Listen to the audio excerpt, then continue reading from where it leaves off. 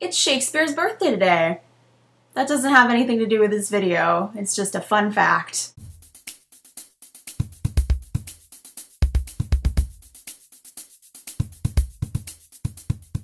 So I love books, clearly. It's right there in my channel name. I think you can guess. I think we're all on the same page on how I feel about books. But I also like a lot of things that are not books, and I wanted to give myself the opportunity to talk about them to you. And I've been doing a lot of that with VEDA, but I wanted to give myself a way to do that once we get back to regularly scheduled programming. So I'm starting a new feature called non-book recommendations, where I recommend things to you that are not books. A series that I will be uploading videos to on a rigorous schedule of whenever I feel like it.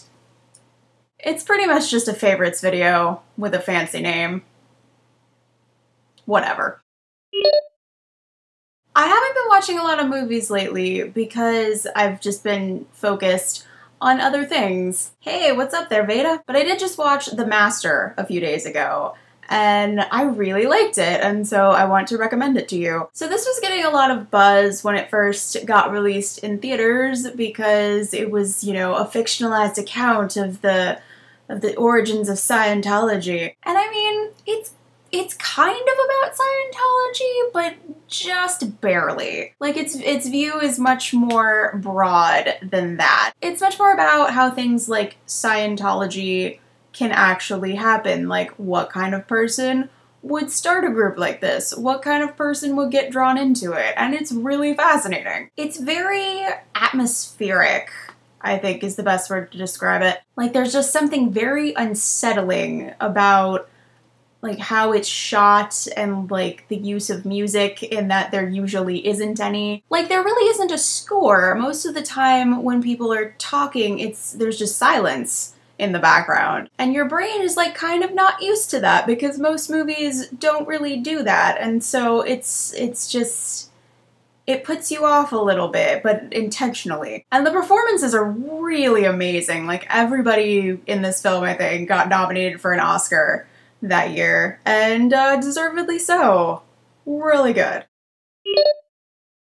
Oh man, so this is gonna be a really convoluted story on the way to this recommendation. I will tell you that right now. So I don't know if I have ever mentioned this before on here, but I really love British panel shows. I'm not totally sure what it is about them, but like, man, I just cannot stop watching them. It might just be that we don't really have them in America. Like, it's not really a format that we use ever. But whenever I watch them, I have to do it illegally on YouTube because there's no legal way to get them over here. But I was watching an episode of like 8 out of 10 Cats or something, and in the related videos bar, there was this show called You Have Been Watching. And I'd never heard of it before, but I could tell from the thumbnail that it was definitely a panel show of some kind.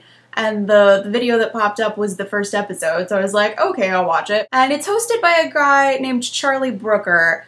And it's good, but what I really want to recommend here is the show of Charlie Brooker's that I found through that, which is called Screenwipe, which is amazing. Screenwipe is literally just a half an hour of a misanthropic Englishman telling you about television through a mixture of critical analysis and jokes, and it is my favorite thing in the entire universe right now. It's the sort of thing that is only going to appeal to you if you are a very specific type of person, but if you are that specific type of person, oh man, you're gonna love it. A+.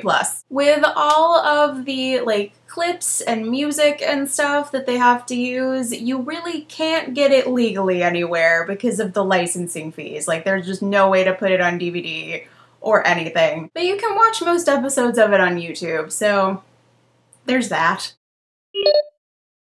Guys, I just needed to tell you how much I love sweet potato pop chips. They're so good. I bought this bag yesterday morning and they're totally gone now because they're delicious. I bought these because I've been looking for like a less terrible for you alternative to potato chips because like potato chips are so bad for you, but occasionally you just want to eat something like salty and crunchy. And these are so good. They're a little bit sweet, but also a little bit salty, and they've got a texture similar to like Pringles, but they're not fried, so they are way less horrible for you. However, I'm probably gonna have to start buying like the little individual serving bags because they are way too delicious.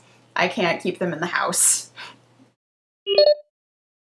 And finally, if you have not yet seen the clip of Diane Keaton getting interviewed on Ellen, I'm gonna link you to that because it is amazing and you have to watch it. This is a public service announcement. Go put your eyeballs on that clip. Okay, those are all of my favorite non-book things of the moment. I will see you tomorrow.